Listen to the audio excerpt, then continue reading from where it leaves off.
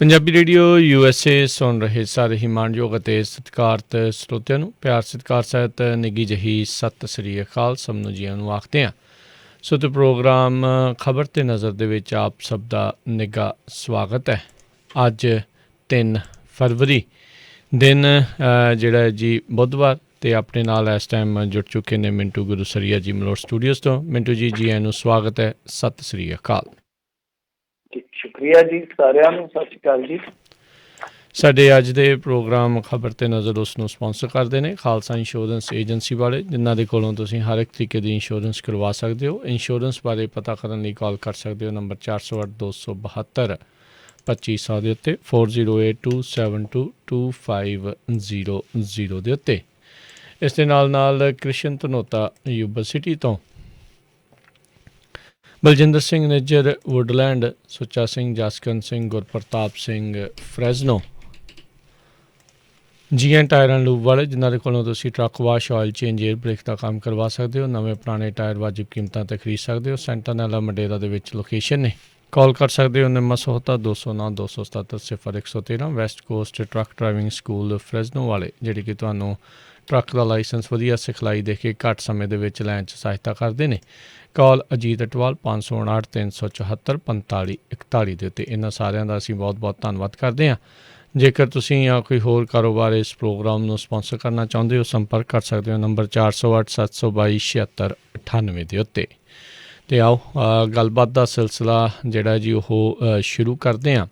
ਮਿੰਟੂ ਜੀ, ਕੱਲ੍ਹ ਅੰਤਰਰਾਸ਼ਟਰੀ ਪੱਧਰ ਦੇ ਉੱਤੇ ਟਵੀਟ ਨੂੰ ਲੈ ਕੇ, ਰਿਹਾਨਾ ਦੇ ਟਵੀਟ ਨੂੰ ਲੈ ਕੇ ਕਿਸਾਨ ਅੰਦੋਲਨ ਦੀ ਦਿਸ਼ਾ ਜਿਹੜੀ ਆ ਉਹ ਬਦਲ ਦਿੱਤੀ। ਜਿੱਦਾਂ ਇੱਕ ਟਕੈਤ ਤੇ ਅਥਰੂ ਨੇ ਬਦਲੀ ਸੀ, ਹੁਣ ਟਵੀਟ ਨੇ ਬਦਲੀ ਹੈ।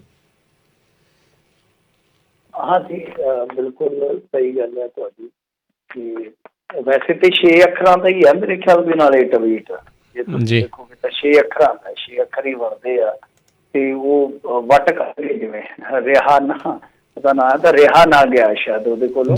ਜੋ ਆਰਟੀਕਲ ਵਗੈਰਾ ਤੁਹਾਡੇ ਇੱਧਰ ਛਪਦੇ ਰਹਿੰਦੇ ਆ, ਬਹੁਤ ਵੱਡੇ ਵੱਡੇ ਮੀਡੀਆ ਆਊਟਲੈਟ ਕਵਰ ਕਰਦੇ ਆ ਇਸ ਐਜੂਕੇਸ਼ਨ ਨੂੰ। ਤਾਂ ਕਈ ਵਾਰ ਸੈਲੀਬ੍ਰਿਟੀ, ਤੁਹਾਨੂੰ ਪਤਾ ਹੀ, ਜਦੋਂ ਉਹਨਾਂ ਚੀਜ਼ਾਂ ਨੂੰ ਪੜ੍ਹਦੇ ਆ ਫਿਰ ਉਹਨਾਂ 'ਤੇ ਘੋਖ ਕਰਕੇ ਉਹ ਆਪਣੀ ਪ੍ਰਤੀਕਿਰਿਆ ਦੇ ਦਿੰਦੇ ਆ। ਪਰ ਕਈ ਪ੍ਰਤੀਕਰਮ ਇਸ ਤਰ੍ਹਾਂ ਦੇ ਹੁੰਦੇ ਆ ਕਿ ਸਟੇਟ ਦੇ ਪ੍ਰਤੀਕੂਲ ਉਹਨਾਂ ਦੇ ਜਿਹੜੇ ਸਿੱਟੇ ਨਿਕਲਦੇ ਆ ਜਾਂ ਉਹ ਇੱਕ ਵੇਵ ਉੱਠਦੀ ਆ, ਤਾਂ ਫਿਰ ਉਹ ਤਿਲ ਮਿਲਾ ਜਾਂਦੇ ਨੇ। ਐਸਾ ਹੀ ਹੋਇਆ ਕਿਉਂਕਿ ਇਹੋ ਜਿਹੇ ਸਮਰਥਨ ਦੀ ਜ਼ਰੂਰਤ ਸੀਗੀ। 26 ਜਨਵਰੀ ਤੋਂ ਬਾਅਦ ਜਿਸ ਤਰ੍ਹਾਂ ਸਾਰਾ ਘਟਨਾਕ੍ਰਮ ਵਾਪਰ ਕੇ ਹਟਦਾ, ਉਸ ਤੋਂ ਬਾਅਦ ਕੁਛ ਐਸਾ ਮਰਹਲਾ ਆ ਜਾਂਦਾ ਹੈ ਇਸ ਐਜੂਕੇਸ਼ਨ ਦੇ ਵਿੱਚ ਕਿ ਇਸ ਤਰ੍ਹਾਂ ਜਾਪਦਾ ਕਿ ਹੁਣ ਕੀ ਬਣੂ। ਤਾਂ ਉਸ ਸਟੇਜ 'ਤੇ ਕਿ ਜਦੋਂ ਬਹੁਤ ਹੱਦ ਤੱਕ ਕਹਿ ਸਕਦੇ ਕਿ ਪਰਿਸਥਿਤੀਆਂ ਜਿਹੜੀਆਂ ਇਸ ਐਜੂਕੇਸ਼ਨ ਦੇ ਉਲਟ ਜਾ ਰਹੀਆਂ ਸੀਗੀਆਂ, ਤਾਂ ਠੀਕ ਉਸ ਵੇਲੇ ਇੱਕ ਇਸ ਤਰ੍ਹਾਂ ਦਾ ਟਵੀਟ ਹੁੰਦਾ ਹੈ ਜਿਹਨੂੰ ਗਾਂ ਬਹੁਤ ਸਾਰੇ ਹੋਰ ਟਵੀਟ ਜਿਹੜੇ ਆ ਉਹ ਸਮਰਥਨ ਦਿੰਦੇ ਆ। ਕਹਿਣ ਦਾ ਮਤਲਬ ਹੈ ਹੋਰ ਵੀ ਕਈ ਸੈਲੀਬ੍ਰਿਟੀ ਨੇ ਜਿਨ੍ਹਾਂ ਨੇ ਸਮਰਥਨ ਦਿੱਤਾ ਉਹਦੇ ਵਿੱਚ। ਮੇਰੇ ਖਿਆਲ ਦੇ ਨਾਲ ਗ੍ਰੇਟਾ ਥਨਬਰਗ, ਲਿਲੀ ਅਮਾਂਡਾ ਸਰ ਨੇ, ਵਨੀਸਾ ਨਕਾਤੇ, ਹਿਊਮਨ ਰਾਈਟਸ ਵਾਚ ਵਾਲੇ, ਜੇਮੀ ਮਾਰਗੋਲਿਨ, ਅਨਾਲਿਸਾ ਮੋਰੇਲੀ, ਜੌਨ ਕਿਓਸਿਕ, ਕਲਾਉਡੀਆ ਵਰਗੇ। ਤਾਂ ਇਹ ਤੁਸੀਂ ਦੇਖ ਲਓ ਕਿ ਕਿੰਨਾ ਵੱਡਾ ਇੱਕ ਤਰ੍ਹਾਂ ਨਾਲ ਸਮੂਹ ਬਣ ਗਿਆ। ਮੀਆਂ ਖਲੀਫਾ ਦਾ ਉਹਦਾ ਜ਼ਿਕਰ ਆ ਗਿਆ, ਉਹ ਜਿਹੜੀ ਸਾਬਕਾ ਪੋਰਨ ਸਟਾਰ ਹੈ ਮੇਰੇ ਖਿਆਲ ਦੇ ਨਾਲ, ਤਾਂ ਉਹਨੇ ਵੀ ਸਮਰਥਨ ਦੇ ਵਿੱਚ ਟਵੀਟ ਕੀਤਾ। ਮਸਲਾ ਇਹੀ ਹੋ ਜਾਂਦਾ ਕਿ ਕਈ ਵਾਰ ਤੁਹਾਡੇ ਸ਼ਬਦ ਜਿਹੜੇ ਸਧਾਰਨ ਹੁੰਦੇ ਆ, ਪਰ ਤੁਹਾਡੀ ਹਸਤੀ ਜਾਂ ਤੁਹਾਡੇ ਫੋਲੋਅਰ ਜਿਹੜੇ ਆ ਉਹ ਇੰਨੇ ਜ਼ਿਆਦਾ ਹੁੰਦੇ ਆ, ਹਸਤੀ ਤੁਹਾਡੀ ਕਈ ਵਾਰ ਬਹੁਤ ਵੱਡੀ ਹੁੰਦੀ ਆ, ਤਾਂ ਉਹ ਸਧਾਰਨ ਸ਼ਬਦ ਗੈਰ ਸਧਾਰਨ ਕੰਮ ਕਰ ਜਾਂਦੇ ਨੇ। ਵੈਸੇ ਵੀ ਸ਼ਬਦਾਂ ਦੀ ਕੀਮਤ ਹੁੰਦੀ ਹੈ, ਕਹਿੰਦੇ ਆ ਕਿ ਕਈ ਵਾਰ ਤੁਹਾਨੂੰ ਮਿਲ ਜਾਂਦੀ ਹੈ, ਕਈ ਵਾਰ ਚੁਕਾਉਣੀ ਪੈ ਜਾਂਦੀ ਹੈ। ਦੋ ਹੀ ਚੀਜ਼ਾਂ ਹੁੰਦੀਆਂ, ਇਹ ਲਹਿਜੇ ਦਾ ਹੀ ਫਰਕ ਹੁੰਦਾ ਬਸ। ਤੇ ਕਿਸੇ ਲਹਿਜੇ 'ਚ ਜਦੋਂ ਤੁਸੀਂ ਗੱਲ ਕਹਿੰਦੇ ਹੋ ਤਾਂ ਤੁਹਾਡੇ ਸ਼ਬਦਾਂ ਦੀ ਸਹੀ ਕੀਮਤ ਪੈ ਜਾਂਦੀ ਹੈ। ਜੇ ਤੁਸੀਂ ਗਲਤ ਲਹਿਜੇ 'ਚ ਕਹਿ ਜਾਂਦੇ ਹੋ ਤਾਂ ਕਈ ਵਾਰ ਤੁਹਾਨੂੰ ਕੀਮਤ ਚੁਕਾਉਣੀ ਵੀ ਪੈਂਦੀ ਆ। ਪਰ ਇੱਥੇ ਅੱਜ ਕੱਲ੍ਹ ਕਲਯੁੱਗ ਹੈ, ਤੁਹਾਨੂੰ ਪਤਾ, ਸਹੀ ਗੱਲ ਕਹਿਣ 'ਤੇ ਵੀ ਕਈ ਵਾਰ ਕੀਮਤ ਚੁਕਾਉਣੀ ਪੈ ਜਾਂਦੀ, ਗਾਲਾਂ ਖਾਣੀਆਂ ਪੈ ਜਾਂਦੀਆਂ। ਤਾਂ ਖੈਰ ਉਸ ਤੋਂ ਬਾਅਦ ਫਿਰ ਇੱਥੇ ਬਹੁਤ ਖੁਸ਼ੀ ਮਨਾਈ ਗਈ, ਖਾਸ ਤੌਰ 'ਤੇ ਜਿਹੜੇ ਫਾਰਮਰ ਐਜੂਕੇਸ਼ਨ ਨੂੰ ਸਪੋਰਟ ਕਰ ਰਹੇ ਆ ਕਿ ਸਾਨੂੰ ਬਹੁਤ ਵੱਡੇ ਪੱਧਰ 'ਤੇ ਸਪੋਰਟ ਮਿਲੀ ਆ। ਪਰ ਉਸ ਤੋਂ ਬਾਅਦ ਫਿਰ ਉਹੀ ਕੁਛ ਹੋਇਆ ਜਿਹਦੀ ਆਪਾਂ ਉਮੀਦ ਕਰਦੇ ਹਾਂ। ਸਭ ਤੋਂ ਪਹਿਲਾਂ ਅਮਿਤ ਮਾਲਵੀਆ ਜਿਹੜੇ ਕਿ IT ਸੈੱਲ ਦੇ ਇਹਨਾਂ ਦੇ ਹੈਡ ਨੇ ਇੰਡੀਆ ਦੇ, ਉਹ ਅੰਗਰੇਜ਼ੀ 'ਚ ਇੱਕ ਟਵੀਟ ਕਰਦੇ ਆ ਜਿਹਦਾ ਮੈਂ ਮਜ਼ਮੂਨ ਦੱਸ ਦੇਣਾ ਕਿ ਉਹ ਇਸ ਤਰ੍ਹਾਂ ਕਹਿੰਦੇ ਨੇ ਕਿ ਬਾਹਰ ਜੋ ਇੰਡੀਅਨ ਐਸਟੈਬਲਿਸ਼ਮੈਂਟ ਨੂੰ ਚੁਣੌਤੀ ਦਿੱਤੀ ਜਾ ਰਹੀ ਆ, ਉਹਦੇ ਪਿੱਛੇ ਕੌਣ ਹੈ, ਯਤਨ ਕੌਣ ਕਰ ਰਿਹਾ ਔਰ ਕਿਹਨੂੰ ਇਹਦਾ ਫਾਇਦਾ ਮਿਲੇਗਾ ਇੰਡੀਆ 'ਚ। ਤਾਂ ਉਹ ਇਸ ਤਰ੍ਹਾਂ ਦੇ ਸਵਾਲ ਕਰਦੇ ਪਏ ਆ। ਤਾਂ ਫਿਰ ਇਸ ਤੋਂ ਬਾਅਦ ਭਾਜਪਾ ਨੇ ਅੱਜ ਤਾਂ ਮੇਰੇ ਖਿਆਲ ਦੇ ਨਾਲ ਕੋਈ ਕੰਮ ਕੀਤਾ ਨਹੀਂ ਹੋਣਾ। ਇਹਨਾਂ ਨੇ ਦਬਾ ਦਬ ਆਪਣਾ IT ਸੈੱਲ ਐਕਟਿਵ ਕੀਤਾ, ਕਲਾਕਾਰਾਂ ਨੂੰ ਫੋਨ ਲਾਏ ਹੋਣੇ ਆ ਕਿ ਫਲਾਣਿਆਂ ਕਿਵੇਂ, ਫਲਾਣਿਆਂ ਤੋਂ ਵਾਸ਼ਰੂਮ 'ਚੋਂ ਬਾਹਰ ਆ। ਅਜੇ ਦੇਵਗਨ, ਸੁਨੀਲ ਸ਼ੈਟੀ, ਅਕਸ਼ੇ ਕੁਮਾਰ, ਜਿਹਨੂੰ ਪੰਜਾਬੀਆਂ ਨੇ ਬਹੁਤ ਪੈਸਾ ਲੁਟਾਇਆ, ਸਿੰਘ ਇਜ਼ ਕਿੰਗ ਗਿਆ, ਸਿੰਘ ਇਜ਼ ਬਲਿੰਗ ਗਿਆ, ਪਤਾ ਨਹੀਂ ਕਿਆ ਕਿਆ, ਕੇਸਰੀ, ਕਿੰਨੀਆਂ ਫਿਲਮਾਂ ਬਣਾ ਕੇ ਚਲਾ ਗਿਆ ਉਹ। ਤਾਂ ਉਹ ਫਿਰ ਆ ਗਿਆ ਮੈਦਾਨ ਦੇ ਵਿੱਚ। ਹੋਰ ਜਿਹੜੇ ਇਹਨਾਂ ਦੇ ਕੰਗਣਾ ਰਣੌਤ ਤਾਂ ਆਈ ਗਈ ਹੈ ਨਾ ਵਿੱਚ, ਉਹਨੂੰ ਤਾਂ ਗਿਣ ਹੀ ਲਿਆ ਕਰੋ। ਉਹ ਤੇ ਅੱਜ ਕੱਲ੍ਹ ਦੇਸ਼ ਭਗਤ ਨਹੀਂ ਬਹੁਤ ਜ਼ਿਆਦਾ ਹੋਈ, ਉਹਦਾ ਆਡਾ ਫੇਰ ਅੱਜ ਦਲਜੀਤ ਨਾਲ ਲੱਗਿਆ ਪਿਆ ਸੀਗਾ। ਤਾਂ ਕਹਿਣ ਦਾ ਮਤਲਬ ਕਿ ਉਹ ਤਾਂ ਇਸ ਹੱਦ ਤੱਕ ਚਲੇ ਜਾਂਦੀ ਆ ਬੀਬੀ, ਤੇ ਉਹਨੇ ਤੇ ਇੱਥੋਂ ਤੱਕ ਕਹਿ ਦਿੱਤਾ ਕਿ ਕਿਉਂ ਇਹਨਾਂ ਬਾਰੇ ਗੱਲ ਕਰੀ, ਕਿਉਂਕਿ ਰਿਹਾਨਾ ਦੇ ਟਵੀਟ ਦਾ ਮਜ਼ਮੂਨ ਇਹੀ ਸੀਗਾ ਨਾ ਕਿ ਕੋਈ ਇਹਨਾਂ ਬਾਰੇ ਗੱਲ ਕਿਉਂ ਨਹੀਂ ਕਰ ਰਿਹਾ। ਤਾਂ ਉਹਨੇ ਕਿਹਾ ਕਿਉਂ ਕਰੀਏ, ਤੇ ਅੱਤਵਾਦੀ ਆ। ਤਾਂ ਉਸ ਤੋਂ ਬਾਅਦ ਉੱਥੇ ਵੀ ਇੱਕ ਬਵਾਲ ਛਿੜ ਗਿਆ ਕਿ ਤੂੰ ਕਿਸਾਨਾਂ ਨੂੰ ਅੱਤਵਾਦੀ ਕਿਸ ਤਰ੍ਹਾਂ ਕਹਿ ਸਕਦੀ ਹੈ। ਬਹੁਤ ਸਾਰੇ ਜਿਹੜੇ ਟਵਿੱਟਰ ਅਕਾਊਂਟ ਚਲਾਉਣ ਵਾਲੇ ਲੋਕ ਸੀ, ਉਹਨਾਂ ਨੇ ਸਵਾਲ ਕੀਤਾ ਔਰ ਇੱਕ ਹੈਸ਼ਟੈਗ ਵੀ ਚੱਲਿਆ ਕਿ ਇਹਦਾ ਜਿਹੜਾ ਟਵਿੱਟਰ ਅਕਾਊਂਟ ਆ ਉਹਨੂੰ ਬੰਦ ਕਰ ਦੇਣਾ ਚਾਹੀਦਾ, ਕਿਉਂਕਿ ਇਹ ਸਿੱਧੇ ਤੌਰ ਤੇ ਨਫ਼ਰਤ ਫੈਲਾ ਰਹੀ ਆ। ਪਰ ਗੱਲ ਇੱਥੇ ਵੀ ਨਹੀਂ ਰੁਕੀ। ਫਿਰ ਤੁਹਾਨੂੰ ਪਤਾ ਹੀ ਆ ਕਿ ਮੈਂ ਗੂਗਲ ਤੇ ਦੇਖ ਰਿਹਾ ਸੀਗਾ, ਉਹ ਆ ਨਹੀਂ ਜਾਂਦੀ ਹੁੰਦੀ ਕਿ ਕੀ ਸਰਚਿੰਗ ਹੋ ਰਹੀ ਆ। ਕੋਈ ਇਹ ਵੇਖ ਰਿਹਾ ਸੀਗਾ ਕਿ ਰਿਹਾਨਾ ਦਾ ਧਰਮ ਕਿਹੜਾ ਹੈ। ਇੱਕ ਤੇ ਏਦਾਂ ਉਹ ਕਹਿ ਰਿਹਾ ਸੀਗਾ, ਕਹਿੰਦਾ ਕਿ ਹੁਣ ਇਹਨਾਂ ਲੋਕਾਂ ਨੂੰ ਪਾਕਿਸਤਾਨੀ ਸਿੰਗਰ ਦਾ ਸਹਾਰਾ ਲੈਣਾ ਪੈ ਰਿਹਾ। ਉਹਨੂੰ ਇਹ ਲੱਗ ਰਿਹਾ ਸੀਗਾ ਕਿ ਜਿਵੇਂ ਉੱਥੇ ਕਿ ਨੂਰ ਜਹਾਂ ਦਾ ਕੋਈ ਮਾਮਲਾ ਚੱਲ ਪਿਆ ਹੋਵੇ। ਤੇ ਇਹ ਨਹੀਂ ਪਤਾ ਕਿ ਰਿਹਾਨਾ ਤੇ ਬਾਰਬੇਡੋਸ ਦੀ ਹੈ ਇਸ ਵੇਲੇ ਮੇਰੇ ਖਿਆਲ ਦੇ ਨਾਲ ਅਮਰੀਕਾ 'ਚ ਰਹਿੰਦੀ। ਉਹ ਅਵਾਨ ਸਾਹਿਬ ਉਹਨੂੰ ਲੈ ਕੇ ਆਏ ਸੀਗੇ। ਅਵਾਨ ਦੀ ਉਹ ਖੋਜ ਆ, ਜਿਹੜੇ ਬਹੁਤ ਤਗੜੇ ਪ੍ਰੋਡਿਊਸਰ ਤੇ ਸੌਂਗ ਰਾਈਟਰ ਹੈ US ਦੇ ਵਿੱਚ। ਤਾਂ ਕਹਿਣ ਦਾ ਭਾਵ ਇਹ ਹੋਆ ਕਿ ਉਹ ਆਪਣੀ ਚੱਕਰੀ ਕਮਾਈ ਜਾਂਦੇ ਸੀਗੇ। ਮੈਂ ਕਿਹਾ ਸ਼ੁਕਰ ਕਰੋ ਕਿਤੇ ਇਹਨਾਂ ਨੇ ਹੋਰ ਨਹੀਂ ਲਿੰਕ ਕੱਢ ਦਿੱਤਾ ਕਿ ਰਿਹਾਨਾ ਦਾ ਨਾਮ ਜੀ, ਇਹਦਾ ਤਾਂ ਨਾਂ ਰਫਤਾਨਾ ਹੈ, ਇਹਦੀ ਮਾਂ ਦਾ ਨਾਂ ਸੁਲਤਾਨਾ ਹੈ, ਇਹਦੀ ਭੂਆ ਜਿਹੜੀ ਉਹ ਸ਼ਹੀਨ ਬਾਗ ਦੇ ਵਿੱਚ ਵਿਆਹੀ ਆ, ਇਹਦਾ ਜਿਹੜਾ ਬੁਆਏਫਰੈਂਡ ਆ ਉਹ ਚੀਨ 'ਚ ਰਹਿੰਦਾ ਆ, ਕਸ਼ਮੀਰ ਦੇ ਵਿੱਚ ਇਹਦੀ ਮਾਸੀ ਦੀ ਕੁੜੀ ਮੰਗੀ ਆ। ਕਿਉਂਕਿ ਇਹਨਾਂ ਨੇ ਤਾਂ ਇਸ ਤਰ੍ਹਾਂ ਦੇ ਲਿੰਕ ਕੱਢ ਹੀ ਦੇਣੇ ਹੁੰਦੇ ਆ। ਕੋਈ ਉੱਥੇ ਦੇਖ ਰਿਹਾ ਸੀਗਾ ਕਿ ਉਹ ਕਿਉਂ ਇਹ ਹਿੰਦੂ ਵਿਰੋਧੀ ਆ। ਦੇਖੋ ਕਿਹੜੀਆਂ ਗੱਲਾਂ 'ਚ ਪੈ ਗਏ ਅੱਗੇ, ਹੋਰ ਹੀ ਗੱਲਾਂ ਜਿਹੜੀਆਂ ਨੇ ਲੈ ਤੁਰੇ। ਤਾਂ ਇਹ ਗੱਲ ਇੱਥੇ ਨਹੀਂ ਰੁਕੀ। ਇਹ ਤਾਂ ਚਲੋ ਹੈ ਹੀ ਆ ਕਿ ਕਾਊਂਟਰ ਕਰਨ ਦਾ ਇਹਨਾਂ ਦਾ ਤਰੀਕਾ ਹੈ ਕਿ ਇਹ ਵਾ ਖੁਦ ਅਮਿਤ ਸ਼ਾਹ ਹੋਰਾਂ ਨੂੰ ਮੈਦਾਨ 'ਚ ਆਉਣਾ ਪਿਆ। ਸਾਡੀ ਫੋਰਨ ਮਿਨਿਸਟਰੀ ਨੂੰ ਕਿਤੇ ਨਾ ਕਿਤੇ ਇਹਨਾਂ ਚੀਜ਼ਾਂ ਦਾ ਕਰਨਾ ਪਿਆ। ਕ੍ਰਿਟੀਸਿਜ਼ਮ ਉਹਨਾਂ ਨੇ ਕੀਤਾ, ਆਲੋਚਨਾ ਕੀਤੀ ਕਿ ਸਾਡਾ ਇਹ ਅੰਦਰੂਨੀ ਮਾਮਲਾ ਹੈ। ਤਾਂ ਇਹ ਲੋਕ ਕੌਣ ਹੁੰਦੇ ਇਸ ਤਰ੍ਹਾਂ ਕਰਨ ਵਾਲੇ, ਇਹਨਾਂ ਦੇ ਬੁਲਾਰੇ ਜਿਹੜੇ ਸੰਬਿਤ ਪਾਤਰਾ ਵਰਗੇ, ਉਹ ਡਿਬੇਟਸ ਦੇ ਵਿੱਚ ਆਏ। ਮੀਡੀਆ ਨੇ ਤਾਂ ਆ ਹੀ ਜਾਣਾ ਸੀਗਾ, ਕਿਉਂਕਿ ਮੀਡੀਆ ਤਾਂ ਤੁਹਾਨੂੰ ਪਤਾ ਹੀ ਹੈ ਨਾ ਕਿ ਮਾੜੀ ਜੀ ਇਹਨਾਂ ਦੇ ਕਿਤੇ ਚੋਭ ਲੱਗੇ ਤੇ ਉਹ ਤਾਂ ਫਿਰ ਤਿਲਮਿਲਾ ਉੱਠਦਾ। ਸੱਟ ਉਹਦੇ ਜ਼ਿਆਦਾ ਲੱਗਦੀ ਆ, ਸੱਟ ਇਹਨਾਂ ਦੇ ਮਾੜੀ ਜੇ ਵੱਜੇ ਨਾ ਤਾਂ ਉਹਨਾਂ ਨੂੰ ਜ਼ਿਆਦਾ ਲੱਗਦੀ, ਉਹਨਾਂ ਨੂੰ ਜ਼ਿਆਦਾ ਮਹਿਸੂਸ ਹੁੰਦੀ ਆ। ਉਹ ਖਾਲਿਸਤਾਨੀ ਕਨੈਕਸ਼ਨ ਕੱਢੀ ਸਕਦੇ ਸੀ ਰਿਹਾਨਾ ਦਾ, ਜਿਵੇਂ ਬੰਦਾ ਪੁੱਛੇ ਕਿ ਉਹਨੇ ਕੋਈ ਜਥੇਬੰਦੀ ਬਣਾਈ ਆ। ਇਸ ਤਰ੍ਹਾਂ ਮਤਲਬ ਕਿ ਇੱਕ ਵੱਖਰੀ ਕਿਸਮ ਦੀ ਲਹਿਰ ਛੇੜੀ ਗਈ ਕਾਊਂਟਰ ਕਰਨ ਵਾਸਤੇ ਇਸ ਸਾਰੀ ਵੇਵ ਨੂੰ। ਤਾਂ ਉਹਦੇ ਵਿੱਚ ਅਮਿਤ ਸ਼ਾਹ ਜੀ ਵੀ ਆਏ, ਇੰਡੀਅਨ ਗੌਰਮੈਂਟ ਨੇ ਵੀ ਸਪਸ਼ਟੀਕਰਨ ਦਿੱਤਾ। ਕਮਾਲ ਦੀ ਗੱਲ ਹੈ ਕਿ ਕਿੱਥੇ ਕਿਸਾਨਾਂ ਨੂੰ ਇਹ ਫਾਇਦੇ ਗਿਣਾ ਰਹੇ ਸੀਗੇ, ਹੁਣ ਦੁਨੀਆ ਨੂੰ ਫਾਇਦੇ ਗਿਣਾ ਰਹੇ ਆ ਕਿ ਦੇਖੋ ਜੀ ਇਹ ਡਿਬੇਟ ਕਰਕੇ ਬਣਾਇਆ ਗਿਆ, ਡਿਸਕਸ਼ਨ ਕਰਕੇ ਬਣਾਇਆ ਗਿਆ ਵਗੈਰਾ ਵਗੈਰਾ, ਇਹ ਬਹੁਤ ਫਾਇਦੇਮੰਦ ਦੀ ਚੀਜ਼ ਆ।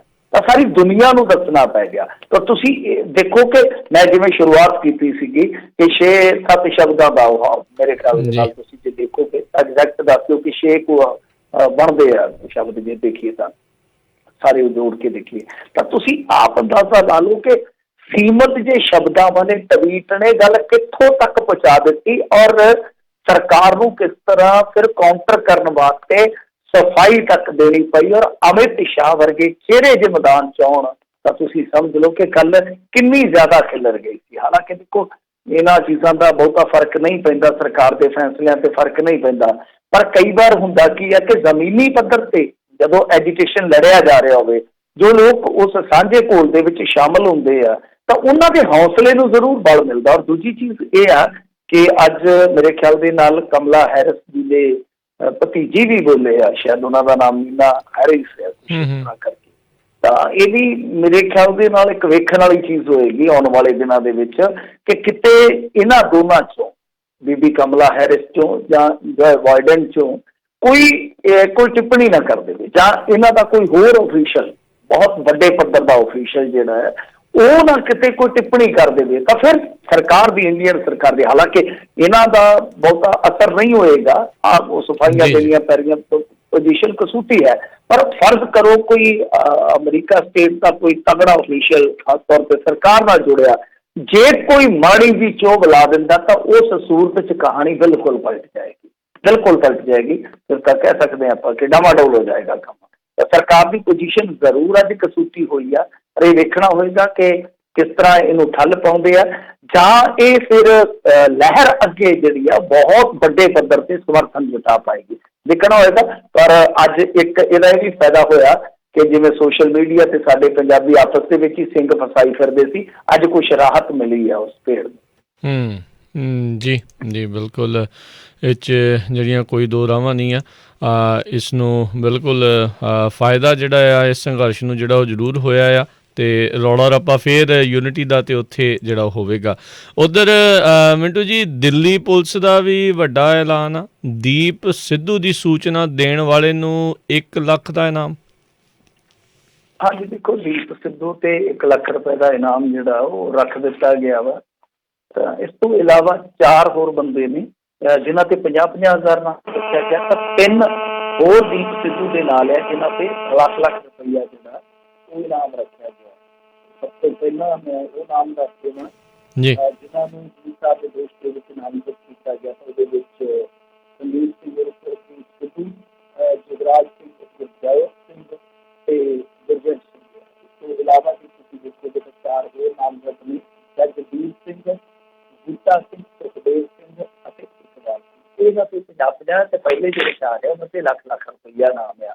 ਲੱਖ ਰੁਪਈਆ ਨਾਮ ਜਾਂ 50-50 ਹਜ਼ਾਰ ਰੁਪਈਆ ਨਾਮ ਜਿਹੜਾ ਹੈ ਉਹ ਮੁਖਬਰ ਨੂੰ ਦਿੰਦੇ ਆ, ਮਤਲਬ ਕਿ ਜੇ ਕੋਈ ਸਹੀ ਸੂਚਨਾ ਦੇ ਦੇਵੇ, ਇਨਫੋਰਮੇਸ਼ਨ ਦੇ ਦੇਵੇ, ਤੇ ਉਹਦੇ ਵਿੱਚ ਇਹ ਹੁੰਦਾ ਕਿ ਉਹਦੀ ਪਛਾਣ ਜਿਹੜੀ ਗੁਪਤ ਰੱਖੀ ਜਾਂਦੀ ਆ, ਉਹਦੀ ਸੂਚਨਾ ਲੀਕ ਨਹੀਂ ਕੀਤੀ ਜਾਂਦੀ, ਤਾਂ ਉਹ ਨਾਮ ਜਿਹੜਾ ਸਰਕਾਰ ਵੱਲੋਂ ਦੇ ਦਿੱਤਾ ਜਾਂਦਾ। ਤਾਂ ਕਹਿਣ ਦਾ ਮਤਲਬ ਇਹ ਆ ਕਿ ਜਿੰਨੇ ਵੀ ਨਾਮਜ਼ਦ ਨੇ ਕਥਿਤ ਦੋਸ਼ੀ, ਤਾਂ ਉਹਨਾਂ ਨੂੰ ਇਸ਼ਤਿਹਾਰੀ ਬਣਾ ਦਿੱਤਾ ਗਿਆ। ਕਹਿਣ ਦਾ ਮਤਲਬ ਹੈ ਕਿ ਉਹਨਾਂ ਨੂੰ ਇਸ਼ਤਿਹਾਰੀ ਬਣਾ ਦਿੱਤਾ ਗਿਆ, ਉਹਨਾਂ ਦੇ ਇਸ਼ਤਿਹਾਰ ਵੀ ਦੇ ਸਕਦੇ ਜਾਂ ਛਾਪ ਸਕਦੇ ਜਾਂ ਉਹਨਾਂ ਦੇ ਘਰਾਂ ਦੇ ਮੂਹਰੇ ਲਾ ਸਕਦੇ, ਕੁਛ ਵੀ ਕਰ ਸਕਦੇ, ਉਹ ਇਸ਼ਤਿਹਾਰੀ ਬਣਾ ਦਿੱਤੇ ਜਾਂਦੇ ਆ।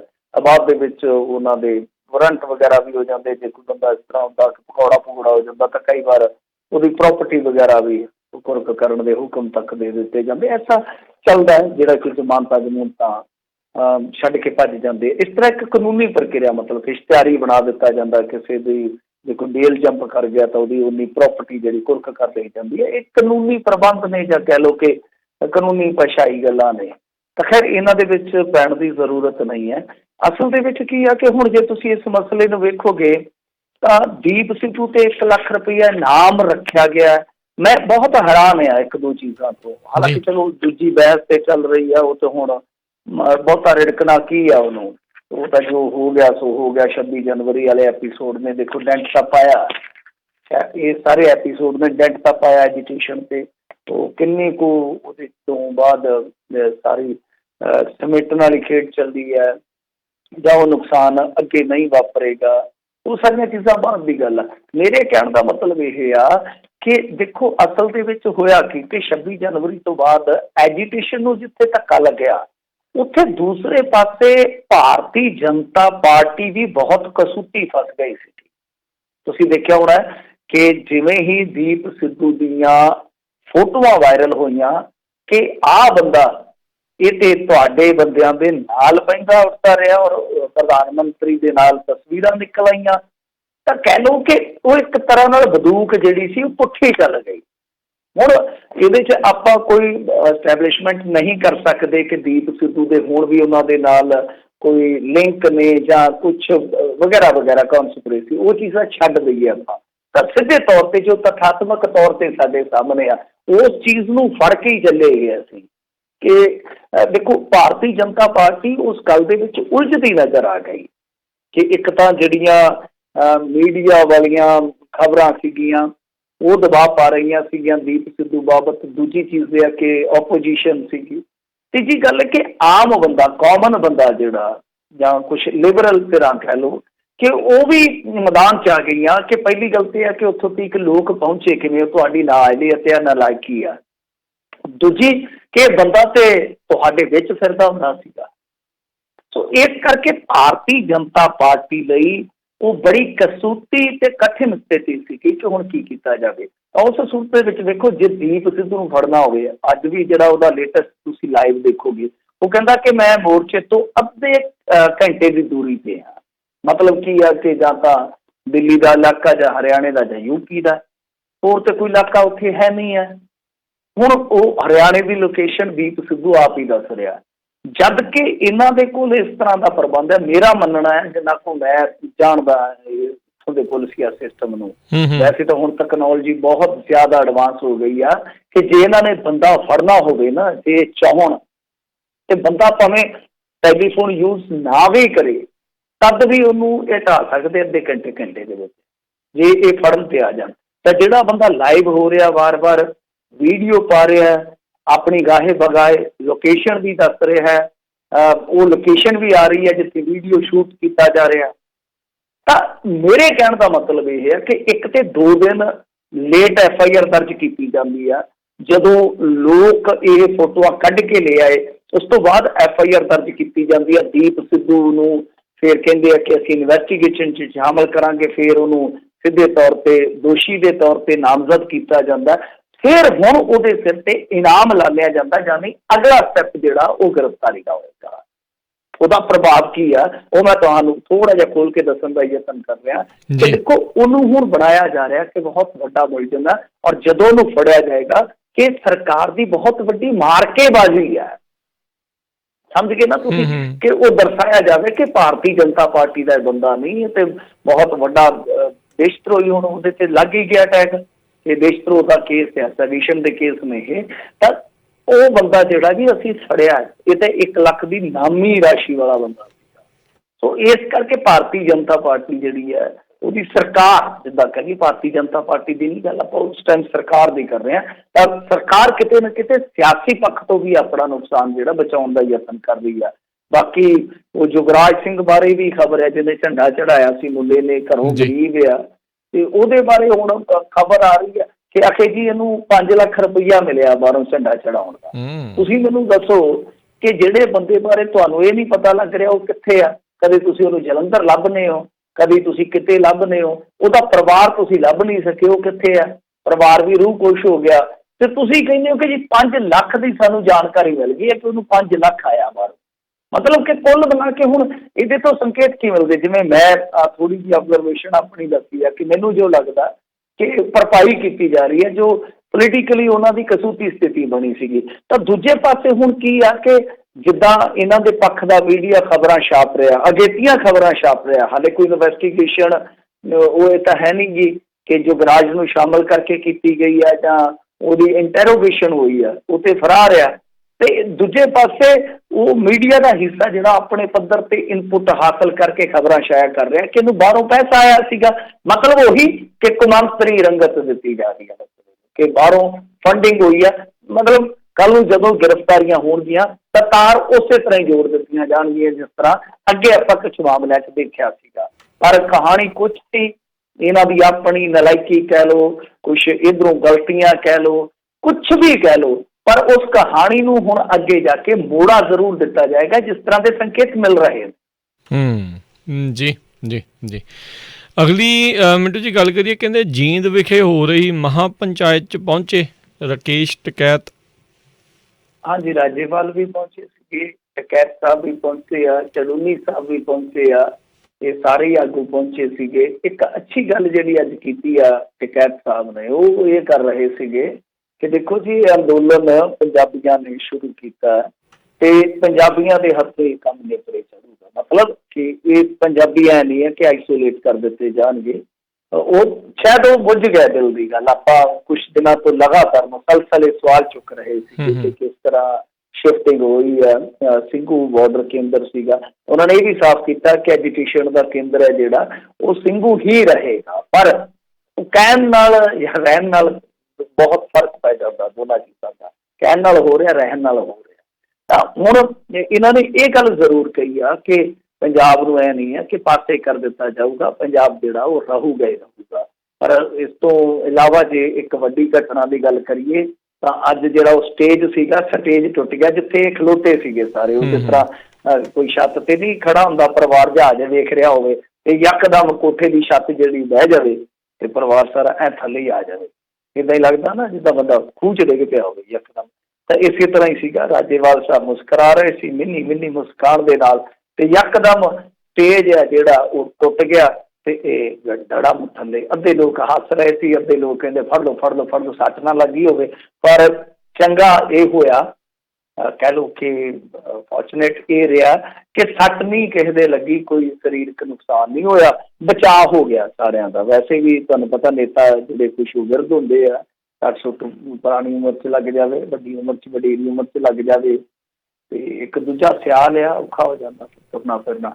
ਦੂਜੀ ਗੱਲ ਜਿਹੜੀ ਆ ਕਿ ਇਹਨਾਂ ਨੇ ਕੁਛ ਮਤੇ ਉੱਥੇ ਪਕਾਏ ਆ, ਉਹ ਮੈਂ ਤੁਹਾਨੂੰ ਦੱਸ ਦਿੰਦਾ। ਉਸ ਤੋਂ ਪਹਿਲਾਂ ਇਕੱਠ ਬਹੁਤ ਸੀਗਾ, ਉਹ ਤਸਵੀਰਾਂ ਤੁਸੀਂ ਦੇਖ ਲੈਣੀਆਂ, ਤੁਸੀਂ ਅੰਦਾਜ਼ਾ ਲਾ ਲੈਣਾ, ਕਿਉਂਕਿ ਇਕੱਠ ਦੱਸਣ ਲੱਗਿਆ ਮੈਨੂੰ ਤਾਂ ਜਵਾਬ ਹੋ ਜਾਂਦਾ ਮੇਰੇ ਦਿਮਾਗ ਵਿੱਚ ਕਿ ਕਿੰਨਾ ਹੋਏਗਾ, ਕਿਉਂਕਿ ਕੁਛ ਲੋਕ ਉਹਨੂੰ ਬਹੁਤ ਜ਼ਿਆਦਾ ਵਧਾ ਚੜਾ ਕੇ ਦੱਸਦੇ ਹੁੰਦੇ ਆ ਤਾਂ ਕਿ ਉਹ ਇਕੱਠ ਦੇ ਨਾਲ ਜੁੜੀਆਂ ਭਾਵਨਾਵਾਂ ਖੁਸ਼ ਹੋ ਸਕਣ। ਸੋ ਮੈਂ ਇਸ ਗਿਣਤੀ ਮਿਣਤੀ ਵਾਲੇ ਚੱਕਰ 'ਚ ਨਹੀਂ ਪੈਂਦਾ ਹੁੰਦਾ। ਤਾਂ ਕਾਫੀ ਵੱਡਾ ਇਕੱਠ ਸੀ, ਜਿੱਦਾਂ ਮੁਜ਼ੱਫਰ ਨਗਰ ਵਾਲਾ ਆਪਾਂ ਦੇਖਿਆ, ਜਿਹੜੀ ਉੱਥੇ ਮਹਾਪੰਚਾਇਤ ਹੋਈ ਸੀਗੀ। ਤਾਂ ਇਹਨਾਂ ਨੇ ਜਿਹੜੇ 5 ਮਤੇ ਲਿਆਂਦੇ ਆ ਉਹ ਇਹ ਆ ਕਿ ਸਰਕਾਰ ਤਿੰਨੇ ਕਾਨੂੰਨ ਵਾਪਸ ਲੈ ਲੇ, MSP ਜਿਹੜੀ ਆ ਉਹ ਗਰੰਟੀ ਦੇ ਰੂਪ 'ਚ ਦਿੱਤੀ ਜਾਵੇ, 2 ਇਹ ਹੋ ਗਏ। ਤੀਜਾ ਸਵਾਮੀਨਾਥਨ ਕਮਿਸ਼ਨ ਦੀ ਰਿਪੋਰਟ ਜਿਹੜੀ ਆ ਲਾਗੂ ਕੀਤੀ ਜਾਵੇ। ਚੌਥਾ ਹੋ ਗਿਆ ਕਿ ਜਿਹੜੇ ਗ੍ਰਿਫਤਾਰ ਕਿਸਾਨ ਕੀਤੇ ਗਏ ਆ ਉਹਨਾਂ ਨੂੰ ਰਿਲੀਜ਼ ਕਰ ਦਿੱਤਾ ਜਾਵੇ, ਛੱਡ ਦਿੱਤਾ ਜਾਵੇ। ਤੇ ਪੰਜਵਾਂ ਇਹ ਹੋ ਗਿਆ ਕਿ ਕਿਸਾਨਾਂ ਤੇ ਦਰਜ ਸਾਰੇ ਮੁਕੱਦਮੇ ਜਿਹੜੇ ਆ ਉਹ ਵਾਪਸ ਲੈ ਲਏ ਜਾਣ। ਤਾਂ ਇਹ 5 ਜਿਹੜੇ ਇਹਨਾਂ ਨੇ ਮਤੇ ਲਿਆਂਦੇ ਆ। ਪਰ ਇੱਕ ਗੱਲ ਦੇਖੋ ਜਿਹੜੀ ਆ ਉਹ ਤੇ ਆਪਾਂ ਨੂੰ ਸਭ ਨੂੰ ਮੰਨਣੀ ਪਏਗੀ ਕਿ ਟਕੈਤ ਸਾਹਿਬ ਨੇ ਠੀਕ ਆ, ਪੰਜਾਬੀਆਂ ਦਾ ਮਾਣ ਰੱਖਿਆ, ਪੱਗ ਵੀ ਬੰਨ੍ਹਦੇ ਆ, ਸਰਦਾਰਾਂ ਦੀ ਬੜੀ ਇੱਜ਼ਤ ਕਰਦੇ ਆ, ਸਿੱਖਾਂ ਦੀ ਬਹੁਤ ਇੱਜ਼ਤ ਕਰਦੇ ਨੇ ਗੱਲਾਂ ਬਾਤਾਂ ਦੇ ਵਿੱਚ। ਪਰ ਇੱਕ ਜਿਹੜਾ ਕੰਧ ਤੇ ਲਿਖਿਆ ਸੱਚ ਸਾਨੂੰ ਦੀਦਾ ਆ, ਸ਼ਾਇਦ ਤੁਸੀਂ ਵੀ ਉਸ ਗੱਲ ਨਾਲ ਮੁਤਫਿਕ ਹੋਵੋਗੇ, ਸਹਿਮਤ ਹੋਵੋਗੇ ਕਿ ਦੇਖੋ ਜੋ ਚੱਲਿਆ ਵਾ ਇੱਥੇ ਸਾਡਾ ਆਪਸ ਦੇ ਵਿੱਚ ਘਮਸਾਨ ਚੱਲਿਆ ਪੰਜਾਬੀਆਂ ਦਾ, ਖਾਸ ਤੌਰ ਤੇ ਉਹ ਲੈਫਟਿਸਟ ਦਾ ਜਾਂ ਨੌਨ ਲੈਫਟਿਸਟ ਦਾ ਜਿਹੜਾ ਇਸ ਵੇਲੇ ਭੇੜ ਚੱਲ ਪਿਆ।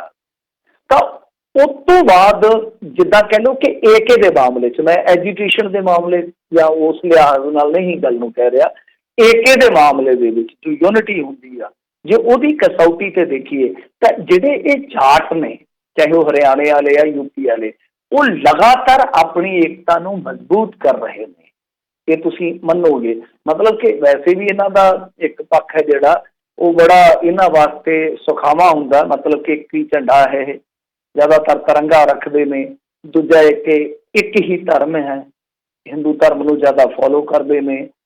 ਸਿੱਖ ਨੇ ਕੁਛ ਹਰਿਆਣੇ ਦੇ ਆਪਾਂ ਲੈ ਲਈਏ ਜਾਂ UP ਦੇ, ਪਰ ਉਹਨਾਂ ਦਾ ਵੀ ਜ਼ਿਆਦਾਤਰ ਰੁਝਾਨ ਇਸੇ ਕਿਸਮ ਦਾ ਹੀ ਹੁੰਦਾ ਹੈ। ਉਹ ਵੀ ਤਿਰੰਗੇ ਦੇ ਜ਼ਿਆਦਾ ਉਪਾਸ਼ਕ ਹੁੰਦੇ, ਇਹਦੇ ਤੁਸੀਂ ਦੇਖੋਗੇ ਵੱਧ ਤੋਂ ਵੱਧ ਕਿਸੇ ਕੋਲ ਕਿਸਾਨੀ ਝੰਡਾ ਜਾਂ ਕੇਸਰੀ ਨਿਸ਼ਾਨ ਆ ਗਿਆ। ਤਾਂ ਕਹਿਣ ਦਾ ਮਤਲਬ ਹੈ ਕਿ ਬਹੁਤ ਗਿਣਤੀ ਦੇ ਵਿੱਚੋਂ ਜਿਹੜੇ ਜਾਟ ਨੇ ਉਹ ਇੱਕ ਝੰਡੇ ਨੂੰ ਫੋਲੋ ਕਰਦੇ, ਇੱਕ ਧਰਮ ਨੂੰ ਫੋਲੋ ਕਰਦੇ ਆ। ਤੇ ਸਭ ਤੋਂ ਵੱਡੀ ਗੱਲ ਇਹ ਆ ਕਿ ਉਹਨਾਂ ਦੀ ਜਿਹੜੀ ਜਾਟ ਏਕਤਾ ਬੜੀ ਮਜ਼ਬੂਤ ਹੈ, ਚਾਹੇ ਕਾਸਟਿਜ਼ਮ ਹੈ ਉੱਥੇ। ਇਹ ਤੁਹਾਨੂੰ ਹੇਠਲੇ ਪੱਧਰ ਤੇ ਵਿਚਰਨ ਤੇ ਹੀ ਇਹਨਾਂ ਚੀਜ਼ਾਂ ਦਾ ਅਹਿਸਾਸ ਹੋਏਗਾ। ਤਾਂ ਦੂਸਰੇ ਪਾਸੇ ਜੇ ਅਸੀਂ ਉਹਨਾਂ ਦੇ ਮੁਕਾਬਲਤਨ ਗੱਲ ਕਰਦੇ ਹਾਂ ਸਾਡੇ ਪੰਜਾਬੀਆਂ ਦੀ, ਤਾਂ ਜਿਨ੍ਹਾਂ ਨੇ ਇਸ ਅੰਦੋਲਨ ਨੂੰ ਖੜਾ ਕੀਤਾ, ਪਰ ਹੁਣ ਇੱਕ ਮੌਕੇ ਤੇ ਜਾ ਕੇ ਅਸੀਂ ਲਗਾਤਾਰ ਆਪਣੇ AK ਨੂੰ ਖੁਰਦਾ ਵੇਖ ਰਹੇ ਹਾਂ। ਤਾਂ ਦੂਸਰੇ ਪਾਸੇ ਉਧਰ ਏਕਤਾ ਮਜ਼ਬੂਤ ਹੋ ਰਹੀ ਹੈ। ਇਹ 2 ਪੱਖ ਤੁਸੀਂ ਦੇਖ ਸਕਦੇ ਹੋ, ਤੁਹਾਨੂੰ ਖੁੱਲੀ ਅੱਖ ਦੇ ਨਾਲ ਨਜ਼ਰ ਆ ਜਾਣਗੇ, ਨੰਗੀ ਅੱਖ ਦੇ ਨਾਲ ਨਜ਼ਰ ਆ ਜਾਣਗੇ ਕਿ ਇੱਧਰਲੇ ਪਾਸੇ ਕਿਤੇ ਨਾ ਕਿਤੇ ਵਿਚਾਰਾਂ ਦਾ ਬਹੁਤ ਵੱਡੇ ਪੱਧਰ ਤੇ ਮਤਭੇਦ ਹੀ ਨਹੀਂ, ਬਹੁਤ ਵੱਡਾ ਭੇੜ ਚੱਲ ਰਿਹਾ। ਤਾਂ ਉੱਥੇ ਮਤਭੇਦ ਮਿਟ ਰਹੇ ਨੇ, ਮਹਾਪੰਚਾਇਤਾਂ ਹੋ ਰਹੀਆਂ ਨੇ, ਨਜ਼ਦੀਕੀਆਂ ਵੱਧ ਰਹੀਆਂ ਨੇ, ਬਲਕਿ ਸਾਂਝਾ ਜਿਹੜੀਆਂ ਪੀੜ੍ਹੀ ਦਰ ਪੀੜ੍ਹੀ ਚੱਲੀਆਂ ਆ ਰਹੀਆਂ ਉਹ ਹੋਰ ਪੀੜ੍ਹੀਆਂ ਹੋ ਰਹੀਆਂ ਨੇ, ਗੂੜੀਆਂ ਹੋ ਰਹੀਆਂ ਨੇ। ਜੀ ਜੀ ਦੇਖਦੇ ਹਾਂ ਇਹਨਾਂ ਸਾਰੀਆਂ ਚੀਜ਼ਾਂ ਦਾ ਕਿੱਦਾਂ ਦਾ ਦਬਾਅ ਜਿਹੜਾ ਆ ਉਹ ਸਰਕਾਰ ਦੇ ਉੱਤੇ ਉਹ ਬਣਦਾ ਹੈਗਾ ਆ। ਅਗਲੀ ਮਿੰਟੂ ਜੀ ਗੱਲ ਕਰਦੇ ਜਾਈਏ, ਕੱਲ੍ਹ ਪੱਥਰਬਾਜੀ ਜਿਹੜੀ ਆ ਉਸ ਦੀ ਖਬਰ ਆਈ ਸੀ। ਅੱਜ ਕਹਿੰਦੇ ਸੁਨਾਮ 'ਚ ਨਾਮਜ਼ਦਗੀ ਦਾਖਲ ਕਰਨ ਗਏ ਆਮ ਆਦਮੀ ਪਾਰਟੀ ਦੇ ਉਮੀਦਵਾਰ ਨੂੰ ਲੋਕਾਂ ਨੇ ਕੁਛ ਲੋਕਾਂ ਨੇ ਅਗਵਾਈ ਕਰ ਲਿਆ। ਹੁਣ ਕਿਤੇ ਇੱਕ ਤੋਂ ਗਾਂ ਨਾ ਖਬਰ ਆ ਜਾਵੇ ਤੇ ਉਹ ਤਾਂ ਬੜੀ ਮਾੜੀ ਹੋਣੀ ਵਾਲੀ ਖਬਰ ਹੀ ਆਊਗੀ ਜੀ ਕਿ ਗੋਲੀਆਂ ਚੱਲ ਗਈਆਂ, ਪੱਗਾਂ ਲੱਥ ਗਈਆਂ, ਸੱਟਾਂ ਵੱਜ ਗਈਆਂ, ਜ਼ਖਮੀ ਹੋ ਗਏ, ਬੰਦਾ ਚੁੱਕ ਲਿਆ, ਤੇ ਇਹ ਤੋਂ ਗਾਂ ਤਾਂ ਫਿਰ ਇੱਕ ਚੀਜ਼ ਹੀ ਰਹਿ ਜਾਂਦੀ ਹੈ ਤੇ ਉਹ ਮਾਮਲਾ ਕਿਤੇ ਵਿਗੜੇ ਨਾ। ਮਤਲਬ ਕਿ ਸਾਰਾ ਕੁਛ ਹੀ ਕਰ ਦਿੱਤਾ ਸੁੱਖ ਨਾਲ, ਕੁਛ ਘੰਟਿਆਂ ਦੇ ਅੰਦਰ ਅੰਦਰ ਹੀ ਪੰਜਾਬੀਆਂ ਨੇ ਕੱਖ ਨਹੀਂ ਰਹਿਣ ਦਿੱਤਾ। ਮੈਂ ਕੱਲ ਵੀ ਗੱਲ ਕਹੀ ਸੀਗੀ ਕਿ ਅਸੀਂ ਆਪਣੀ ਅਕਲ ਦਾ ਜਲੂਸ ਕੱਢ ਰਹੇ, ਜਲੂਸ ਹੀ ਨਹੀਂ ਜਨਾਜ਼ਾ ਹੀ ਕੱਢ ਰਹੇ ਹਾਂ। ਤਾਂ ਖੈਰ ਅੱਜ ਇਹ ਸੁਨਾਮ ਤੋਂ ਆ ਗਈ ਆ ਖਬਰ ਕਿ ਜਿੱਥੇ ਇੱਕ ਵਿਅਕਤੀ ਨੂੰ ਅਗਵਾ ਕਰਕੇ ਕੁਛ ਲੋਕ ਗੱਡੀ 'ਚ ਲੈ ਗਏ, ਮਤਲਬ ਕਿ ਉਹ ਉਮੀਦਵਾਰ ਸੀ। ਤਹਿਸੀਲ ਕੰਪਲੈਕਸ ਦੇ ਵਿੱਚੋਂ ਹੀ ਤੁਸੀਂ ਦੇਖ ਲਓ, ਕਮਾਲ ਦੀ ਗੱਲ ਆ। ਤੇ ਜਦੋਂ ਕਾਗਜ਼ ਭਰਨ ਦਾ ਸਮਾਂ ਖਤਮ ਹੋ ਗਿਆ ਤੇ ਉਸ ਤੋਂ ਬਾਅਦ ਉਹਨੂੰ ਛੱਡ ਦਿੱਤਾ ਗਿਆ। ਮਤਲਬ ਹੁਣ ਕਰੇਗਾ ਕੌਣ? ਆਪੋਜੀਸ਼ਨ ਹੀ ਹੈ। ਤਾਂ ਸੱਤਾਧਾਰੀ ਜਿਹੜੇ ਹੁੰਦੇ ਆ ਉਹ ਹੀ ਜ਼ਿਆਦਾਤਰ ਇਹੋ ਜਿਹੇ ਕਾਂਡ ਕਰਵਾਉਂਦੇ ਆ। ਆਪੋਜੀਸ਼ਨ ਦੀਆਂ ਦੂਜੀਆਂ ਧਿਰਾਂ ਜਿਹੜੀਆਂ ਉਹ ਤੇ ਆਪ ਤੈਅ ਉਹ ਆਪਣਾ ਮਾਸ ਜਿਹੜਾ ਉਹ ਲੁਕਾਉਂਦੀਆਂ। ਤਾਂ ਮੇਰੇ ਖਿਆਲ ਦੇ ਨਾਲ ਇੱਥੋਂ ਵੱਡੀ ਕੋਈ ਵੀ ਜੇ ਕਹੀਏ ਕਿ ਸਿਆਸੀ ਧੱਕੇਸ਼ਾਹੀ ਨਹੀਂ ਹੋ ਸਕਦੀ, ਚਾਹੇ ਉਹ ਸੱਤਾਧਾਰੀਆਂ ਨੇ ਕੀਤੀ ਹੋਵੇ ਚਾਹੇ ਕਿਸੇ ਨੇ ਵੀ ਕੀਤੀ ਹੋਵੇ। ਤਾਂ ਸੱਤਾਧਾਰੀ ਹੀ ਹੁੰਦੇ ਆ ਜ਼ਿਆਦਾਤਰ, ਚਾਹੇ ਸੱਤਾ ਦੇ ਵਿੱਚ ਕੁਛ ਵੀ ਬਦਲਾਅ ਕਰ ਲੈਣ, ਚਾਹੇ ਸੱਤਾ ਦੇ ਵਿੱਚ ਖੱਬੇ ਸੱਜੇ ਆ ਜਾਣ ਤੇ ਸੱਜੇ ਜਾ ਕੇ ਖੱਬੇ ਬਹਿ ਜਾਣ, ਉਹ ਬਦਲਾਅ ਬੇਸ਼ੱਕ ਹੋ ਜਾਏ, ਪਰ ਜ਼ਿਆਦਾਤਰ ਸੱਤਾਧਾਰੀ ਹੀ ਇਸ ਤਰ੍ਹਾਂ ਦਾ ਕੰਮ ਕਰਦੇ। ਖੈਰ ਇੱਥੇ ਆਪਾਂ ਗੁਰੇਜ਼ ਕਰਾਂਗੇ ਕਿਉਂਕਿ ਹਾਲੇ ਕੁਝ ਚੀਜ਼ਾਂ ਦੀ ਪੁਸ਼ਟੀ ਹੋਣੀ ਬਾਕੀ ਹੈ। ਪਰ ਮੈਂ ਸਮਝਦਾ ਕਿ ਇਹਨਾਂ ਘਟਨਾਵਾਂ ਨੂੰ ਜੇ ਰੋਕਣਾ ਹੈ ਤਦ ਵੀ ਸੱਤਾਧਾਰੀ ਜਿਹੜੇ ਬੰਦੇ ਪਾਵਰ ਦੇ ਵਿੱਚ ਹੁੰਦੇ ਪਹਿਲ ਉਹਨਾਂ ਨੂੰ ਕਰਨੀ ਪਵੇਗੀ। ਜਦੋਂ ਇੱਕ ਵਾਰੀ ਪਿਰਤ ਟੁੱਟੇਗੀ ਤਾਂ ਸ਼ਾਇਦ ਕੁਛ ਨਾ ਕੁਛ ਬਣ ਜਾਵੇ। ਦੂਜੇ ਪਾਸੇ ਜੋ ਕੱਲ੍ਹ ਜਲਾਲਾਬਾਦ ਦੇ ਵਿੱਚ ਝੜਪ ਹੋਈ ਸੀਗੀ ਉਹਦੇ ਵਿੱਚ ਪੁਲਿਸ ਨੇ ਕ੍ਰਾਸ ਮੁਕੱਦਮਾ ਜਿਹੜਾ ਉਹ ਦਰਜ ਕੀਤਾ, ਮਤਲਬ ਕਿ ਦੋਨਾਂ ਧਿਰਾਂ ਤੇ ਹੀ ਮੁਕੱਦਮਾ ਜਿਹੜਾ ਉਹ ਪਾ ਦਿੱਤਾ ਗਿਆ। ਹੌਲੀ ਹੌਲੀ ਕਈ ਵਾਰ ਦਿਨ ਪਾ ਕੇ ਸਮਾਂ ਪਾ ਕੇ ਰਾਜੀਨਾਮਾ ਵੀ ਹੋ ਜਾਂਦਾ। ਤਾਂ ਦੂਸਰੇ ਪਾਸੇ ਗੁਰੂ ਹਰਸਾਏ ਦੇ ਵਿੱਚ ਅੱਜ ਖੁਦ ਸੁਖਬੀਰ ਸਿੰਘ ਬਾਦਲ ਜਿਹੜੇ ਆ ਉਹ ਆਪਣੇ ਉਮੀਦਵਾਰਾਂ ਦੀਆਂ ਨਾਮਜ਼ਦਗੀਆਂ ਦਾਖਲ ਕਰਵਾਉਣ ਲਈ ਉੱਥੇ ਪਹੁੰਚੇ ਹੋਏ ਸਨ। ਤਾਂ ਤੁਸੀਂ ਹਿਸਾਬ ਲਾ ਲਓ ਕਿ ਉਧਰ ਤੇ ਇਜਲਾਸ ਚੱਲਣ ਡਿਆ ਵਾ, ਬਜਟ ਇਜਲਾਸ ਚੱਲਣ ਡਿਆ ਨਾ ਸਦਨ ਦੇ ਵਿੱਚ, ਲੋਕ ਸਭਾ ਦੇ ਵਿੱਚ। ਤਾਂ ਪ੍ਰਧਾਨ ਜੀ ਕੌਂਸਲਰਾਂ ਦੇ ਕਾਗਜ਼ ਭਰਵਾ ਰਹੇ ਨੇ ਇੱਕ ਬਤੌਰ MP। ਉਹਨਾਂ ਦੇ 2 ਦਿਨ ਵੇਸਟ ਹੋ ਗਿਆ, ਤੁਸੀਂ ਆਪ ਅੰਦਾਜ਼ਾ ਲਾ ਲਓ ਜੀ 2 ਦਿਨ। ਮੈਂ ਇਹ ਨਹੀਂ ਕਹਿੰਦਾ ਕਿ ਸੁਖਬੀਰ ਸਿੰਘ ਬਾਦਲ ਹੋਰਾਂ ਨੇ ਉਦੋਂ ਵਿਰੋਧੀਆਂ ਨੂੰ ਲੱਡੂ ਹੀ ਵੰਡੇ ਸੀ ਮੋਤੀ ਚੂਰ ਦੇ ਕੇ ਖਾ ਲਓ, ਆਪਾਂ ਭਾਈ ਆਪਾਂ ਲੜਨਾ ਨਹੀਂ ਹੈ। ਇਹ ਵੀ ਇਸੇ ਤਰ੍ਹਾਂ ਹੀ ਕਰਦੇ ਸੀ, ਲੱਤਾਂ ਉਦੋਂ ਵੀ ਟੁੱਟਦੀਆਂ ਸੀਗੀਆਂ, ਬਾਹਾਂ ਉਦੋਂ ਵੀ ਉਹ ਗਲ ਦੇ ਵਿੱਚ ਪਾ ਦਿੱਤੀਆਂ ਜਾਂਦੀਆਂ ਸੀਗੀਆਂ, ਸਾਰਾ ਕੁਛ ਇੱਦਾਂ ਹੀ ਚੱਲਦਾ ਸੀਗਾ। ਪਰ ਮੇਰੇ ਕਹਿਣ ਦਾ ਮਤਲਬ ਹੈ ਕਿ ਜੇ ਅੱਜ ਅਸੀਂ ਸਮੇਂ ਦੀ ਨਜ਼ਾਕਤ ਨੂੰ ਸਮਝੀਏ ਕਿ ਇੱਕ ਪਾਸੇ ਤੇ ਉੱਥੇ ਬਹਿਸ ਹੋ ਰਹੀ ਹੈ ਕਿਸਾਨੀ ਮੁੱਦਿਆਂ ਨੂੰ ਲੈ ਕੇ, ਹਾਹਾਕਾਰ ਮੱਚੀ ਆ। ਰਾਜ ਸਭਾ ਦੇ ਵਿੱਚ ਵੀ ਅੱਜ ਬਹੁਤ ਤਕੜੀ ਬਹਿਸ ਚੱਲ ਰਹੀ ਸੀਗੀ, ਮੈਂ ਦੁਪਹਿਰੇ ਦੇਖ ਰਿਹਾ ਸੀ। ਤਾਂ ਦੂਸਰੇ ਪਾਸੇ ਇੱਕ ਮੈਂਬਰ ਪਾਰਲੀਮੈਂਟ ਹੀ ਨਹੀਂ, ਇੱਕ ਬਹੁਤ ਵੱਡੀ ਖੇਤਰੀ ਪਾਰਟੀ ਜਿਹੜੀ ਸਭ ਤੋਂ ਪੁਰਾਣੀ ਖੇਤਰੀ ਪਾਰਟੀ ਹੈ ਸਾਡੇ ਪੰਜਾਬੀਆਂ ਦੀ, ਤਾਂ ਉਹਦਾ ਪ੍ਰਧਾਨ ਹੈ ਜਿਹੜਾ ਉਹ ਕੌਂਸਲਰਾਂ ਦੇ ਕਾਗਜ਼ ਗਾਂ ਭਰਵਾ ਰਿਹਾ ਹੈ। ਤਾਂ ਆਪ ਹੀ ਅੰਦਾਜ਼ਾ ਲਾ ਸਕਦੇ ਹੋ ਕਿ ਇੱਥੇ ਹੇਠਲੇ ਪੱਧਰ ਤੇ ਇਹ ਸਿਆਸੀ ਖਿੱਚਾਤਾਣ ਜਿਹੜੀ ਆ ਉਹ ਕਿਸ ਤਰ੍ਹਾਂ ਚੱਲਦੀ ਆ। ਜੀ ਜੀ ਜੀ ਬਿਲਕੁਲ। ਅਗਲੀ ਜਿਹੜੀ ਮਿੰਟੂ ਜੀ ਗੱਲ ਕਰੀਏ, ਪੰਜਾਬ ਸਰਕਾਰ ਨੇ ਫੈਸਲਾ ਕੀਤਾ ਵੀ ਫਾਸਟ ਟਰੈਕ ਅਦਾਲਤ ਵਿੱਚ ਹੋਵੇਗੀ ਬੇਅਦਬੀ ਮਾਮਲਿਆਂ ਦੀ ਸੁਣਵਾਈ। ਹੁਣ ਦੇਖੋ ਇਲੈਕਸ਼ਨ ਆ ਗਿਆ, ਹੁਣ ਸਾਰਾ ਕੁਛ ਇਹਨਾਂ ਨੇ ਫਾਸਟ ਤੇ ਕਰਨਾ ਨਾ, ਫਾਸਟਲੀ ਕਰਨਗੇ। ਹੁਣ ਬਹੁਤ ਤੇਜ਼ ਚੱਲਣਗੇ, ਪਹਿਲਾਂ ਕੁਛ ਨਹੀਂ ਕਰਦੇ। 4 ਸਾਲ ਤੇ ਇਹਨਾਂ ਨੇ ਡੱਕਾ ਤੋੜ ਕੇ ਦੂਰਾ ਨਹੀਂ ਕੀਤਾ, ਥੋੜਾ ਜਿਹਾ ਕਰਜ਼ਾ ਮਾਫ ਕਰ ਦਿੱਤਾ, ਕਹਿੰਦਾ ਜੀ ਬਹੁਤ ਬੱਲੇ ਬੱਲੇ ਕਰਾ ਦਿੱਤੀ ਆ, ਕੁਛ ਹੋਰ ਥੋੜੀਆਂ ਜਿਹੀਆਂ ਪਲਾਂਘਾਂ ਪੱਟੀਆਂ, ਕੁਛ ਕੁ ਬੱਚਿਆਂ ਨੂੰ ਇਹਨਾਂ ਨੇ ਸਮਾਰਟਫੋਨ ਵੰਡ ਦਿੱਤੇ ਤੇ ਇਸ ਤਰ੍ਹਾਂ ਹੀ ਉਹ ਆਪਣਾ ਸਮਾਰਟ ਖੇਡ ਗਏ। ਤਾਂ ਹੁਣ ਇੱਕੋ ਚੀਜ਼ ਜਿਹੜੀ ਕਿ ਪਹਿਲਾਂ ਹੀ ਕਿਤੇ ਨਾ ਕਿਤੇ ਕਿਆਸੀ ਜਾ ਰਹੀ ਸੀ ਕਿ ਬੇਅਦਬੀਆਂ ਦਾ ਮਾਮਲਾ ਜਿਵੇਂ ਇਹਨਾਂ ਦੇ ਹੱਥ ਦੇ ਵਿੱਚ ਆਊਗਾ ਤਿਵੇਂ ਹੀ ਇਹ ਕੋਸ਼ਿਸ਼ ਕਰਨਗੇ ਕਿ ਜਲਦੀ ਤੋਂ ਜਲਦੀ ਫੈਸਲਾ ਕਰਾ ਲਿਆ ਜਾਵੇ। ਜਿਵੇਂ ਮੈਂ ਤੁਹਾਨੂੰ ਇੱਕ ਦਿਨ ਸੁਮੇਧ ਸੈਣੀ ਵਾਲੇ ਮਾਮਲੇ ਨਾਲ ਦੱਸਿਆ ਸੀਗਾ ਨਾ ਕਿ ਕਿਸ ਤਰੀਕੇ ਨਾਲ ਇੱਕ ਖਾਸ ਬੰਦਾ ਕੈਪਟਨ ਅਮਰਿੰਦਰ ਸਿੰਘ ਦਾ ਜਿਹੜਾ ਸੁਮੇਧ ਸੈਣੀ ਦੇ ਬਿਲਕੁਲ ਪਿੱਛੇ ਪਿਆ ਹੋਇਆ, ਕਹਿੰਦਾ ਬਾਗ ਸੈਣੀ ਬਾਗ, ਕਿਉਂਕਿ ਤੂੰ ਮੈਨੂੰ ਭਜਾਇਆ ਸੀਗਾ। ਤਾਂ ਹੁੰਦਾ ਕੀ ਹੈ ਕਿ ਕੋਰਟ ਦੇ ਵਿੱਚ ਉਹਨੂੰ ਰਾਹਤ ਵੀ ਮਿਲ ਜਾਂਦੀ ਹੈ, ਪਰ ਸਰਕਾਰ ਕੋਲ ਜੋ ਅਖਤਿਆਰ ਸੀਗਾ, ਸਰਕਾਰ ਦੀ ਪੁਲਿਸ ਕੋਲ ਉਹਨਾਂ ਨੇ ਦਵਾ ਦਵ ਚਾਰਜਸ਼ੀਟ ਜਿਹੜੀ ਫਾਈਲ ਕਰਾਤੀ। ਚਾਰਜਸ਼ੀਟ ਦਾ ਮਤਲਬ ਹੈ ਕਿ ਹੁਣ ਟਰਾਇਲ ਚੱਲੂਗਾ, ਆਪਣੀ ਚੱਲੇ। ਤਾਂ ਇੱਥੇ ਵੀ ਕੀ ਕਰਨਗੇ ਕਿ ਫਾਸਟ ਟਰੈਕ ਕੋਰਟ ਦਾ ਮਤਲਬ ਕੀ ਹੁੰਦਾ ਕਿ ਇੱਕ ਕੋਰਟ ਆ, ਉਹਦੇ ਵਿੱਚ ਸਮਾਂ ਬਾਉਂਡ ਕਰ ਦਿੱਤਾ ਜਾਂਦਾ ਕਈ ਵਾਰ ਕਿ ਭਾਈ ਰੋਜ਼ਮਰਾ ਸੁਣਵਾਈ ਹੋਏਗੀ, ਜਿੱਦਾਂ ਆਪਾਂ ਰਾਮ ਮੰਦਰ ਦੀ ਸੁਣਵਾਈ ਦੇਖੀ ਆ ਪਿਛਲੇ ਕੁਝ ਸਮੇਂ ਦੇ ਦੌਰਾਨ। ਤਾਂ ਇਸ ਤਰ੍ਹਾਂ ਸੁਣਵਾਈ ਹੁੰਦੀ ਆ ਫਾਸਟ ਟਰੈਕ ਕੋਰਟ ਦੇ ਵਿੱਚ, ਜਲਦੀ ਜਲਦੀ ਗਵਾਹੀਆਂ ਹੁੰਦੀਆਂ ਨੇ, ਜਲਦੀ ਜਲਦੀ ਜਿਹੜਾ ਹੁੰਦੀ ਔਰ ਜਲਦੀ ਜਲਦੀ ਫੈਸਲਾ ਆ ਜਾਂਦਾ ਹੈ। ਤਾਂ ਹੁਣ ਫਰੀਦਕੋਟ ਦੇ ਵਿੱਚ ਹੀ ਇਹ ਲੱਭ ਰਹੇ ਆ ਕਿ ਅਸੀਂ ਇੱਥੇ ਹੀ ਲੋਕੇਟ ਕਰ ਲਈਏ ਕੋਈ ਜਗ੍ਹਾ, ਕਿਉਂਕਿ ਉੱਥੇ ਬਹੁਤ ਵੱਡਾ ਤੇ ਬਹੁਤ ਪੁਰਾਣਾ ਤਹਿਸੀਲ ਕੰਪਲੈਕਸ ਆ। ਹੁਣ ਤਾਂ ਅਦਾਲਤ ਕੰਪਲੈਕਸ ਕਹਿ ਦੇਣਾ ਚਾਹੀਦਾ, ਤਹਿਸੀਲ ਤਾਂ ਮੂੰਹੋਂ ਨਿਕਲ ਗਏ। ਬਹੁਤ ਪੁਰਾਣੀ ਕਚਹਿਰੀ ਆ, ਤਾਂ ਉੱਥੇ ਮਿਲ ਜਾਂਦੀ ਅੱਗੇ ਵੀ ਫਾਸਟ ਟਰੈਕ ਕੋਰਟਾਂ ਉੱਥੇ ਰਹੀਆਂ ਨੇ, ਮੈਨੂੰ ਪਤਾ ਹੈ। ਤਾਂ ਉੱਥੇ ਇਹ ਜਗ੍ਹਾ ਰੱਖਣਗੇ ਨਿਸ਼ਚਿਤ ਕਰਕੇ, ਕਿਉਂਕਿ ਬਹਿਬਲ ਹੋਇਆ, ਬਰਗਾੜੀ ਹੋਇਆ, ਕੋਟਕਪੂਰਾ ਹੋਇਆ, ਇਹ ਸਾਰੇ ਉੱਥੋਂ ਨੇੜੇ ਪੈਂਦੇ ਨੇ। ਤਾਂ ਬਹੁਤੇ ਗਵਾਹ ਜਿਹੜੇ ਆ ਇਸ ਕੇਸ ਤੇ ਉਹ ਇੱਥੋਂ ਦੇ ਹੀ ਇਸ ਏਰੀਏ ਦੇ ਆ। ਸੋ ਇਸ ਕਰਕੇ ਇੱਥੇ ਫਰੀਦਕੋਟ ਹੀ ਉਹ ਜਿਹੜੀ ਹੈਗੀ ਆ ਫਾਸਟ ਟਰੈਕ ਕੋਰਟ, ਉਹ ਮੇਰੇ ਖਿਆਲ ਦੇ ਨਾਲ ਸਥਾਪਿਤ ਕੀਤੀ ਜਾਊਗੀ। ਤਾਂ ਇਹਦਾ ਟੀਚਾ ਇਹੀ ਰੱਖਿਆ ਜਾਏਗਾ ਕਿ ਚੋਣਾਂ ਤੋਂ ਪਹਿਲਾਂ ਕੁਛ ਨਾ ਕੁਛ ਰਿਜ਼ਲਟ ਆ ਜਾਵੇ, ਕੁਛ ਨਾ ਕੁਛ ਨਤੀਜਾ ਆ ਜਾਵੇ, ਤਾਂ ਕਿ ਲੋਕਾਂ ਨੂੰ, ਜਿਵੇਂ ਅੱਗੇ ਅਸੀਂ ਭਰਮਾ ਕੇ ਇਸ ਮਸਲੇ ਤੇ ਜਜ਼ਬਾਤੀ ਕਰਕੇ ਵੋਟਾਂ ਲਈਆਂ ਸੀ, ਐਤਕੀ ਅਸੀਂ ਰਿਜ਼ਲਟ ਵਿਖਾ ਕੇ ਵੋਟਾਂ ਲੈ ਸਕੀਏ। ਜੀ ਜੀ ਜੀ ਬਿਲਕੁਲ। ਸੋ ਦੇਖਦੇ ਹਾਂ ਆਉਣ ਵਾਲੇ ਸਮੇਂ ਦੇ ਵਿੱਚ ਇਸ ਦੇ ਵਿੱਚ ਇੱਧਰ ਕੀ ਬਣਦਾ ਹੈ। ਅਤੇ ਮਿੰਟੂ ਜੀ ਬਹੁਤ ਬਹੁਤ ਧੰਨਵਾਦ, ਤੁਸੀਂ ਸਾਡੇ ਨਾਲ ਜਿਹੜੇ ਇਹਨਾਂ ਖਬਰਾਂ ਬਾਰੇ ਜਾਣਕਾਰੀ ਦਿੱਤੀਆਂ। ਮਿਲਦੇ ਹਾਂ ਅਗਲੀ ਵਾਰ। ਸਤਿ ਸ਼੍ਰੀ ਅਕਾਲ ਜੀ। ਸਤਿ ਸ਼੍ਰੀ ਅਕਾਲ ਜੀ ਦੇ ਸਰੋਤੇ, ਇੱਥੇ ਸਾਡਾ ਇਹਦਾ ਪ੍ਰੋਗਰਾਮ ਸਮਾਪਤ ਹੈ। ਮਿਲਦੇ ਹਾਂ ਅਗਲੀ ਵਾਰ। ਉਦੋਂ ਤੱਕ ਲਈ ਮੇਰੇ ਵੱਲੋਂ ਵੀ ਤੁਹਾਨੂੰ ਸਭ ਨੂੰ ਸਤਿ ਸ਼੍ਰੀ ਅਕਾਲ। ਸੁਣਦੇ ਰਹੋ ਪੰਜਾਬੀ ਰੇਡੀਓ USA।